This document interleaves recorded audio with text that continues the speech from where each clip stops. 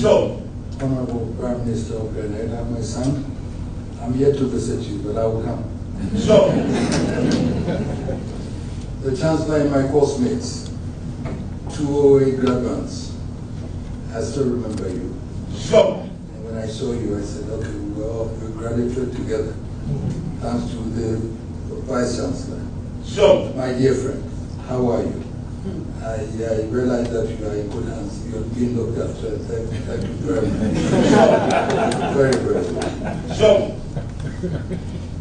The distinguished ministers of state here present, the members of the diplomatic corps here present, so, distinguished guests, ladies and gentlemen, so, it is with unqualified pleasure and a deep sense of historical purpose that I join you today in beautiful Barbados so, at this renowned institution, the University of West Indies, Cable Campus, my university anyway. so, To return to the Caribbean, a place so dear to my heart and so inextricably linked to the ties of history to my Atlantic and So- the African continent, is an inspiring moment that stirs the soul.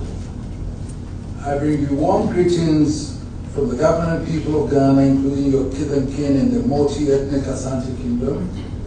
I still cherish the memory of receiving an honorary doctorate, a Doctor of Laws LLD degree from this esteemed university some 17 years ago, an honor that deepened the bond between the Golden Stool and the Caribbean people. so, We have gathered here today for a momentous occasion, the Dubai Awards 2025, being held under the inspiring and paramount theme, Reclaiming Our Atlantic Destiny, Connect, Build, and Renew. so, This theme is not merely a powerful set of words or slogan, it is a mission, a solemn call to action that resonates deeply with the spirit of our ancestors and the aspirations of our present and future generations. so, The theme is also an eloquent reflection of the Pan-African vision championed by leaders like Dr. Kwame Nkrumah, the first president of Ghana, which proudly carries the torch of uniting Africa with its diaspora so, scattered around the world. Inescapable recognition that the destinies of Africa and the Caribbean are intertwined, sharing an unbreakable link in our DNA. so, Going down the memory lane, we can readily recall that 400 years ago, history was rewritten through the brutal lens of the transatlantic slave trade, dispersing our people across the vast ocean. For too long, the Atlantic Ocean has been viewed primarily as the root of a painful past, so, a symbol of separation and sorrow, division and displacement. While we must never forget to overlook the pre- and post-emancipation physical, psychological, and social effects of colonialism, we must today look at the same ocean which carried away our kinsmen and kinswomen as a bridge and conduit that connects us, the shared waterway of the global African family. so, Our shared history is a testament to the indomitable African spirit, an enduring legacy that if you kill 1,000, 1,000 will storm back. Our shared heritage binds us in an enduring spirit of resilience and an unyielding quest for dignity and self-determination. so, Today, we convene at a pivotal moment to begin the process of reconnecting the threads of our shared history. It is time for us to consciously and strategically reclaim our shared destiny, mounting beyond mere sentimentality to pragmatic and tangible cooperation. so, In our bid to reclaim our Atlantic destiny, the theme gives us three categorical imperatives. We must connect, build, and renew. so, The first important step of our mission is to connect, to break the divide between Africa and the African diaspora. so, This means fostering stronger ties, not just at the governmental level, but through academic exchange, cultural immersion, and people-to-people interactions. We must break the silence that has surrounded our shared history and actively strive to build the unbreakable bridge that has been missing for centuries. Zone. Acknowledging and confronting our painful past will enable us to overcome the trauma caused by enslavement, colonialism, and its attendant racism. Zone. We all recognize that getting to the mother continent from the Caribbean and vice versa can be complicated, with travelers often forced to fly into Europe, Zone. while a direct flight can take a shorter time and will be more convenient. No wonder our gracious host, the Honorable Miamotli, was rightly and proudly described herself as the daughter of Africa, has called for the construction of air and sea bridges between Africa and the Caribbean. Zone. Where there's a will, there's a way. God help those who help themselves. The import of these two common sayings is that with determination and perseverance, we can overcome what may seem insurmountable challenges. An initiative like the direct flight from Africa and the Caribbean, which is long overdue, can turn geographic proximity into genuine connectivity and promote cultural tourism. Zone. And that is why the direct flight from Accra to Bridgetown, organized in connection with Global Awards 2025, deserves our commendation and emulation.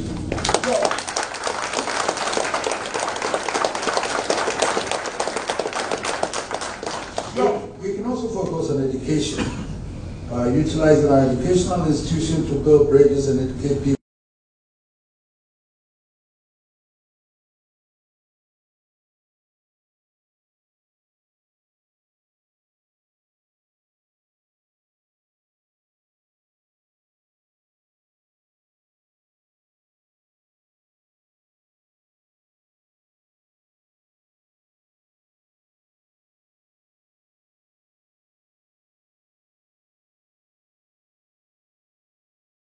Based knowledge sharing led by the diaspora in areas like health, agriculture, and finance. Zone. I commend this university for contributing to driving this process, for recognizing what we must reconnect in Africa, with Africa, the mother continent, not just an intellectual engagement, but as nations and people.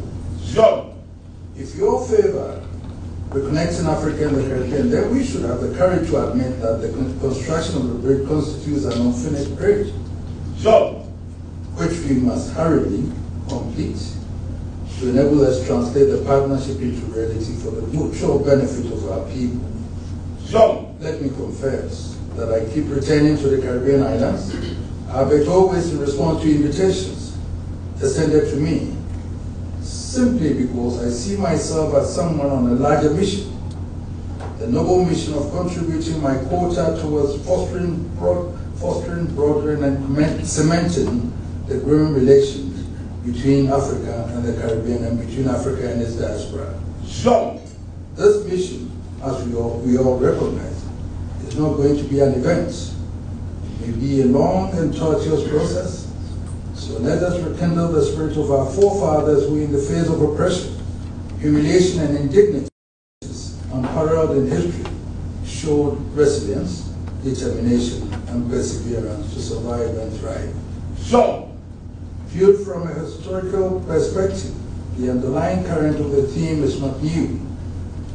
We can recall that in reference to the experiences of the slave trade, oppression, and racial discrimination, some famous individuals of African descent, such as Marcus Garvey, Malcolm X, and Martin Luther King Jr., all advocated that Africans and in extension all people of African descent need to reconnect and, if possible, join a giant sovereign union of a single socio-political, economic, and cultural identity. Zone.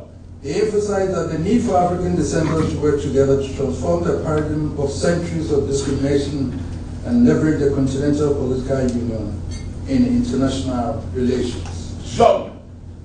As if to follow up on this grand vision of African unity, in 2006, the Constitutive Act of the AU was amended to include the African diaspora as the sixth region of the continent, the others being Central, Eastern, Northern, Southern, and Western regions of Africa.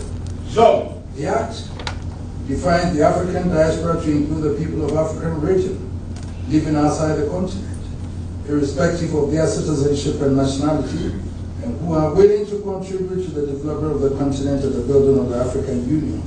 Shown. The article manifests an official recognition of the role of African diaspora irrespective of historical migration as either forced or voluntary, pre-slave trade, slave trade, post-slave trade, and modern migration in advancing the Pan-African philosophy through the development or rebuilding of Africa and African heritage. Shown.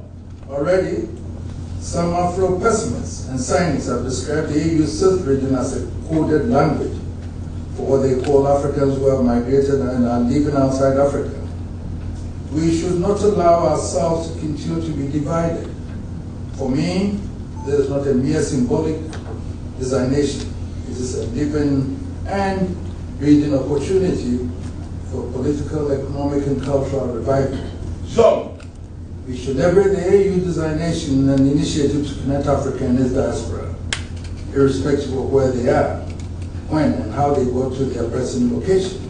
Shown. By our calculation, this will amount to about 350 million people of African descent, which translates into the third biggest population in the world if all the African diaspora could be considered as living in one country.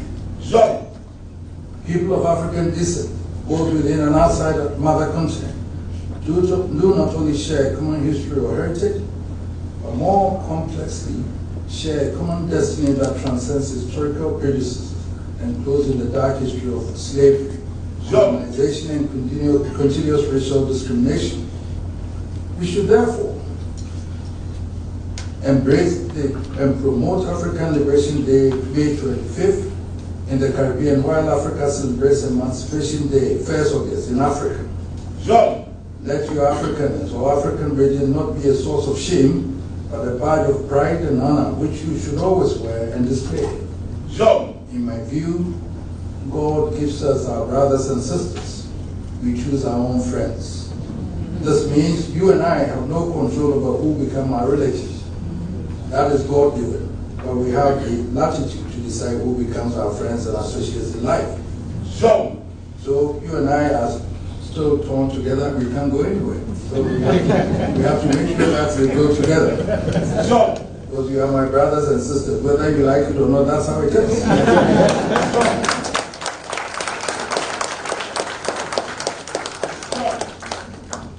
It should have dawned on us that we need effective, pragmatic, and robust cooperation and collaboration to promote sustainable development in our communities, countries, and regions. Explaining the political, social, and economic benefits of closer cooperation are so evident that it always sounds like preaching to the converted. But given the circumstances in which we find ourselves, we are often compelled to do so. Shown. I end with a timeless idea encapsulated in the old Latin proverb, Dum spiro, spero. While I breathe, I hope. Shown. And there is hope in our dreams, our imaginations, and our aspirations. Let us have the mental fortitude to stand by the courage of our conviction and translate our noble ideas into reality. Only by so doing can we survive and thrive as a people. Shown. The second component of our imperative trinity is that we should build with a renewed sense of purpose. We must focus on building a future of shared opportunity and prosperity. If connecting is the foundation, building is the action. Guided by the wisdom and lessons of history, it is evident that the development of Africa will eventually uplift the image and prospects of the African diaspora and vice versa. In this regard, we can readily recall with nostalgia how the liberation of Africa in the 1960s impacted the civil rights movement of the United States of America. Sure. I dare say, the aspiration of the decolonization process in the Caribbean. We must leverage our collective resources, intellect, and expertise to address the common challenges confronting our societies and regions. Sure. In my work back home in the Asante Kingdom, I have consistently emphasized the need for modernization to work hand in hand with tradition to promote education, health, and economic development. The Caribbean, with its relatively high literacy rates, possesses a massive pool of intellect and expertise, and Africa is a continent of immense and flourishing economies. We have a tremendous opportunity to translate our shared cultural identity into tangible economic power. So, To build now means we can be the actors of our own destiny, and we should have the mental discipline to chart our own course and determine our own future together. so, The time has come for us to rekindle our efforts to build strong institutions that support our people and resist forces that seek to exploit our resources. We should create new trade corridors that should focus on establishing robust, direct trade links between Africa and the Caribbean by bypassing the traditional trade routes that primarily benefit former colonial powers. so, Because at this day and age, we still trade with our former colonial powers without trading with Africa and our diaspora.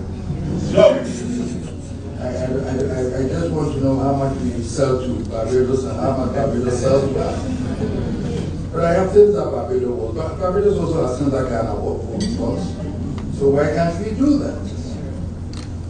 We should strive to foster investment and innovation by organizing high-level conferences like this one, the Global Trade and Investment Conference, bringing together investors, entrepreneurs, and policymakers to explore, identify, and build tangible economic opportunities and jobs. so, The Trade and Investment Conference held as part of the Guba Awards 2025 attests to our commitment to build resilient health systems, invest in agricultural value chains, develop other creative industries, and create infrastructure transport links between our nations. It is through such concrete collaboration that we will create jobs, drive innovation, and ensure shared prosperity for our generation and generations yet to come. so, Such initiatives would also boost South-South cooperation, which is mere on paper, because we don't do it. Because when the South-South cooperation came, we thought we were going to trade with ourselves. But we still go to our colonial masters.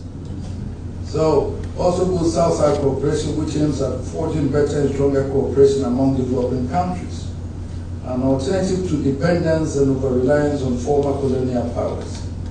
The goal is to build a new destiny determined by and for the people of the Atlantic diaspora. But to succeed in doing this, we need to free ourselves from mental slavery, an attitude and mindset.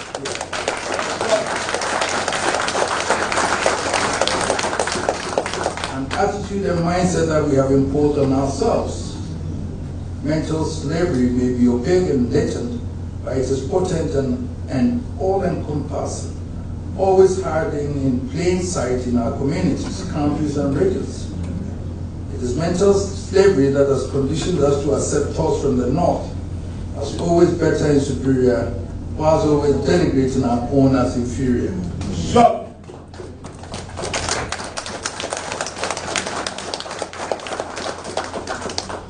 Another plank is the platform for building African-Caribbean relations is the all-important issue of Pan-African unity.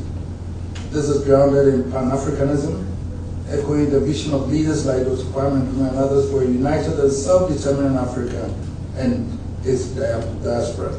so, Let us use proactive diplomacy to build stronger political, economic, and cultural ties between Africa and the Caribbean. so, The Africa-CARICOM Summit, a quadrennial bicontinental diplomatic conference, two of which have been held so far in 2021 and 2025. I'll suggest you do it either yearly or 2 years, 2 years. so, Instead of 4 years, because when you discuss the Prime Minister, when you discuss 4 years, you would have finished. You have even lost some of the Prime Ministers and Presidents who were part of that discussion. so, So that to have held between the leading policies of countries and African member states of CARICOM should and must be used to coordinate our position and present a common front on the international stage in global forums like the UN, the Commonwealth, the Bretton Woods institutions, and the G20. We should use our combined strength and speak with one voice on issues like the reform of Bretton Woods institutions to enable them better serve the needs and interests of small and developing countries. so, But if we manage our economies well, the diaspora here, we can collaborate with Africa. Africa has all the resources that we don't have to go to Africa.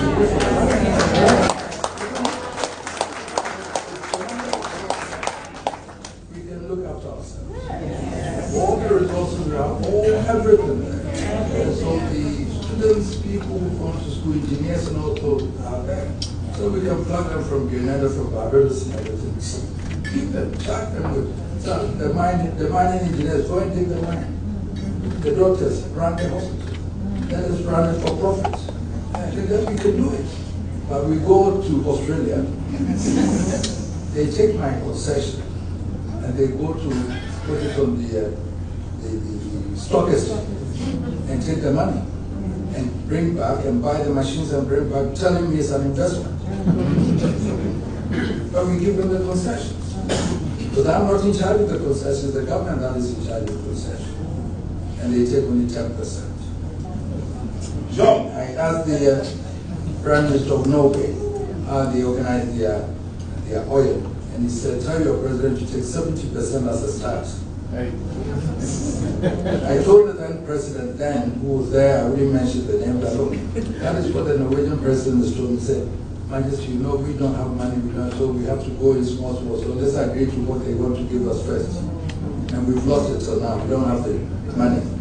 So, in the same vein, we should work together on the complex issue of reparations, seeking fair access, development and compensation for historical injustices, some amounting to crimes against humanity. The transatlantic slave trade was the largest non-distant forced movement of people recorded in history. If truth be told, it was crime against humanity. We may have forgiven the perpetrators of such heinous crime, but we should compel them through strong international advocacy to atone for their sins. so,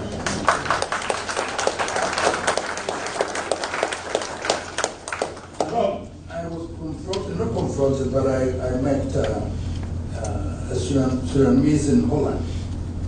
And she wanted to ask questions. I said, let's ask. She said, Majesty, why did you sell it to the people there? Why did you abandon us? I said, my dear, let me be very honest with you. As I speak to you now, we are all now educated and civilized in all this. But we are still being manipulated by the West. So 400 years ago, if at this stage, I'm still being manipulated, my economy and everything is in their hands. What would you have thought about 400 years ago? Where my granduncles were what? They didn't do it. So they went there, forcefully bringing Kofi here. Kofi asserting his authority to get back. So I said to she came back, knelt before me and shook my hands and said, Majesty, I thank you. I thank you very much for being very frank and open with me. I said, so it wasn't our fault. They're still controlling your economy, whatever, my economy, whatever. So we are not in charge of it again. So America, Britain, everywhere, it's happening. We still will be manipulated. They will still come to us to take our resources and take it back there. That is why we have to sit up and then manage, see how best we can manage our own affairs. so, Finance is the oxygen of development. So as we seek to promote and strengthen better and stronger trade and investment relations, we should look for creative ways to generate the requisite financial resources to address our efforts. And that's what I'm saying. It should be pointed out that despite the shared history, current trade between the two regions remains minimal. The share of bilateral exports between Africa and the Caribbean, despite an extensive shared history, has never surpassed 6%, so, according to the Afreximbank study, leaving much room for growth. Key to this growth is adding value in priority sectors and creative industries. Trade between the regions currently relies heavily on unprocessed commodities, which reflect missed opportunities to industrial collaboration, innovation, and diversification. Access to trade and investment finance is vital for tapping into the major untapped growth potential in trade in value-added goods. Afreximbank has established strong and rapidly evolving relations with CARICOM to boost trade, investment, and financial cooperation between the two regions, operating under the Global Africa Vision. As of May 2025, I'm told the bank has provided more than $2.5 billion in funding across CARICOM targeting infrastructure, climate adaptation, and SME financing. So, We are confident that our President Bank's presence in the region through his Barbados office established in 2023 is set to significantly boost trade between the two regions. so, There are promising prospects on the horizon. Africa is now moving into full accelerated implementation of the African Continental Free Trade Agreement, arguably the best decision made by African heads of government in 6 decades. This treaty has the power not only to revolutionize African trade and development, but also to equip African countries with stronger negotiating power in multilateral areas, so, thereby boosting their collective ability to change the terms of global trade. Closer African-Caribbean trade relations could prove to be mutually beneficial. so, The third and imperative component of our mission is to renew. To renew is to reshape our future, informed by the lessons of the past. We must renew our shared purpose and identity. The challenges of racial inequality, discrimination, and the lingering efforts of our history require a renewed sense of pride and collective action. It is about revitalizing our people in our African heritage, embracing the indomitable spirit that allowed our ancestors not just to survive, but to thrive against all odds. so, We must use our cultural heritage as a foundation for a stronger future, ensuring that traditional wisdom is integrated into modern governance and national development. so, The goal must be to forge unity amid our cultural diversities, recognizing the harmony in our shared experience. This renewed spirit will empower us to stand tall and face the future with confidence and integrity. so, The challenges we face today, from economic development to climate change, require a united front. so, As an African proverb wisely states, if you want to go fast, go alone. so, If you want to go far, go together. so, Our destiny across the Atlantic is not a foregone conclusion. It's about what we choose to make of it. Let us work together to ensure the Atlantic no longer symbolizes a barrier, but rather a vibrant living connection, an unbreakable break between our people. By choosing to connect, build, and renew, we can create a powerful global Africa that takes its rightful place on the world stage. so, Let us seize this glorious opportunity to work together, to support each other, and to ensure a prosperous future for all our people. so, The time for action is now. I will end with mind-bending quotes from 2 Greek philosophers. The first, from Heraclitus, says, "No man ever steps in the same river twice, for it's not the same river, and it's not the same man." so, This is the philosophy of constant flux. Once one steps into the river, the water touches, swirls away. As for the man, his awareness, thoughts, and feelings change carefully. Time can't be stopped or returned to. The world is constantly moving, constantly changing. Africa and its diaspora have to move with the times. so, The second, from Epictetus, says, "First say to yourself what you would be, and then do what you have to do." It means as individuals, or in this context, as countries and regions, we are required to intentionally choose goals and values. In short, we should not just drift through life. If we choose a goal or have a vision, then we should follow that vision. In short, we need to pursue vigorously and expeditiously our union of global Africa with one voice on the world stage. May God bless our determined efforts to connect, build, and renew. Thank you very much. so.